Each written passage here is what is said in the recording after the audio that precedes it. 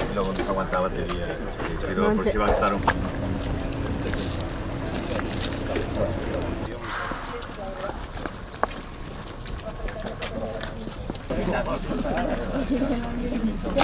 Buenos días. Buenos días. Hola, buen día.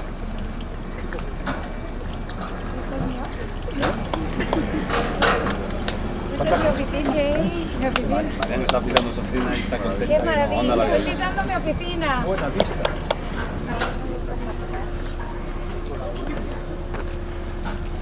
A Mariam, su despacho casi de 360 va a tener vistas a... Sí, sí. A todo. Ya tenemos edificados, escanados, funcionando desde hace tiempo. Que también nos ayuda un poco a dejar diferenciada toda la parte profesional, luego con mucha vegetación súper cerca de pago. Eso, pues Bueno, algo así. sí, sí.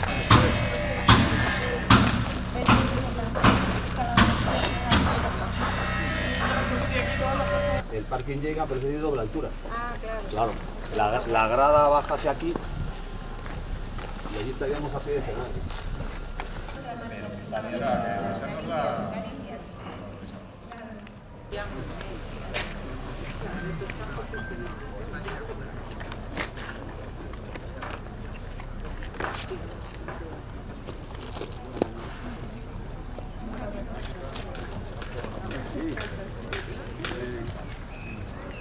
Esta invitación para poder comprobar, agora comentaba con...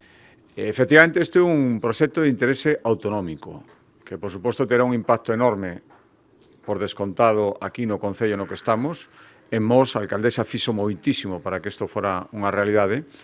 Por suposto, en Vigo e toda a súa área de influencia, pero tamén en Galicia. Isto ten unha potencia e as cousas que están proxectadas aquí, se están construindo xa na maioría, teñen un impacto moi positivo en Galicia. Por eso, dende o asunto vimos claro dende o principio e despois dun proceso tamén que foi complexo e riguroso, hai aproximadamente un ano, foi declarado proxecto de interese autonómico, é dicir, interesa a toda Galicia e a Xunta de Galicia vaino, xa está facendo, a acompañar.